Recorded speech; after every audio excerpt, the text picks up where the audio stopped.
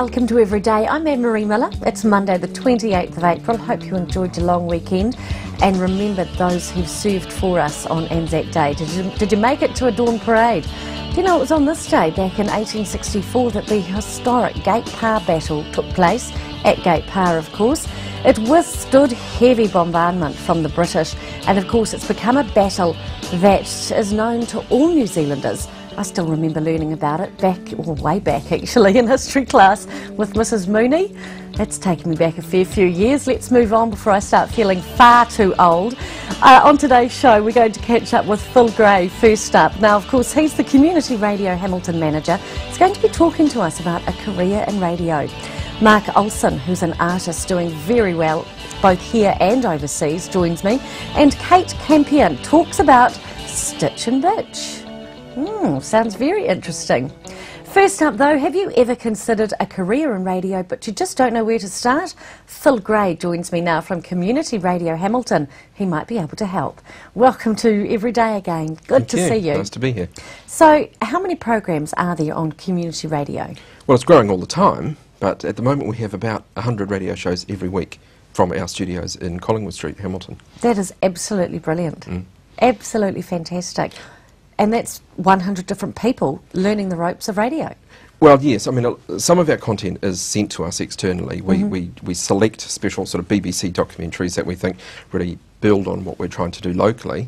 We also have some content sent to us from some of the other 10 access radio stations around the country. But the majority are local programs, live radio, made by people from the community. And there's a huge range right through from serious topics through to light-hearted music. Absolutely. Yeah. The core of access radio stations is content that is unique local content representing segments of the community that don't otherwise have the opportunity to directly engage in the media. So how can someone get involved then with radio? Where do they start? Well, access stations are ideally set up to give people that start in radio.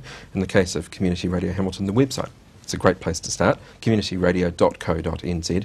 There's a section there called Make Radio, and we've put the information on there about the process from originally having a thought of, hey, I've got an idea for a radio show, I think this would be interesting, I think people would like to hear this, or maybe people that just think, radio, that sounds kind of cool, I think I want to do that. It's got the information you need to go from that first point through to coming and talking to us, which is really the second bit, coming and talking to me or my team about that idea that you have. It would also be handy for someone who's looking to get into mainstream radio as well and perhaps go into broadcasting school or something like that? Very much so, yes, and that's something we've certainly tried to foster at Community Radio Hamilton. We have a pretty strong relationship with Wintec's radio broadcasting qualification, so we are working very hard to give opportunities to those students to come and get real airtime. Also, we have in the past had people who, as you say, want to go on to broadcasting school, to the degree program in Christchurch, who think, well, I really want to get in, but it's hugely competitive. What can I do to better my chances? Access stations like Community Radio Hamilton are the place you can go and say, here's where I can develop a show, here's where I can get it broadcast, streamed, podcast, and get that evidence on my CV that I'm doing it for real. And we've had some great success in that area. So what's the criteria required to become involved, become a team member of Community Radio Hamilton? A great idea. A great idea, a knowledge, a passion, an interest, and a dedication, really.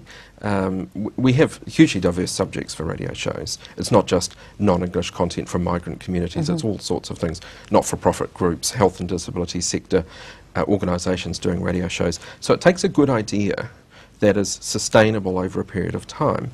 So what we ask people to do is really think, am I involved in something, or have I got an idea for a radio show that's going to make good radio for at least 6 months of a weekly radio show? We'll certainly help the person develop the content as well. Because it isn't just a matter of turning up, switching on the mic and away you go. And you actually need to do some research beforehand, even if it's just a music show. Well, might want a theme for the show. Like good television, good radio needs that information to back it up. And I'm certainly a very, very strong advocate for even music programs. If you speak knowledgeably about the music you're playing, the audience gets so much more out of it. They may not have appreciated the music prior to that, but if they're informed about it and understand the context in which it was made, then a whole world opens up to them. Telling the story behind the song, that little piece of trivia or about the artist or something like that. Yeah, and sometimes it's only 10 or 15 minutes but research needed, but it makes for a much more wonderful radio show. And of course radio isn't just all about announcing as well. There's a lot of opportunities with regards to marketing and creative writing and engineering. Are people able to get experience with that through community radio? Yeah, they can. You're right. People often think radio, oh, that's the person behind the microphone. That's just one of the people. You know, there's a whole team of people in commercial radio especially who are making things happen. And the same in Access Radio. I have a small team, a small paid staff of 6 people and around 120 volunteer broadcasters. But there are people who are doing the production work, who are doing the script writing. We need to sell commercial advertising like any sort of broadcast facility. But it's, there's certainly opportunities, people who are interested in audio production. We've got the equipment, we've got the ability, we've got the skills. We're happy to pass them on to people. Yeah. What makes you proud to be part of Community Radio Hamilton? Particularly proud to be part of the change, part of the evolution in the station. You know, the station started about 17 years ago, a very small station, a dedicated small team of people volunteering their time. It's grown into a much bigger thing now. It's grown into an access station which I think is really setting a standard in this country for community access radio.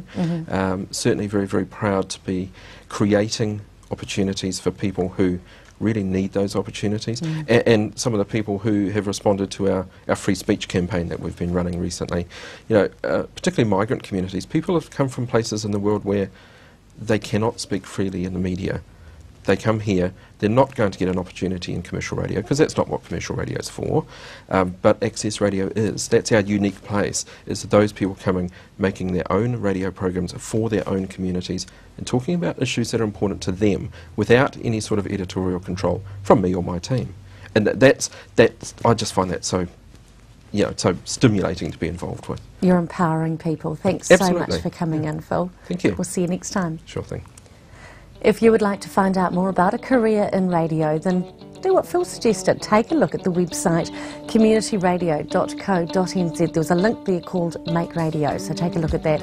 And of course you can listen to Community Radio Hamilton on 1206 AM throughout the Waikato, or in Hamilton City at 106.7 FM.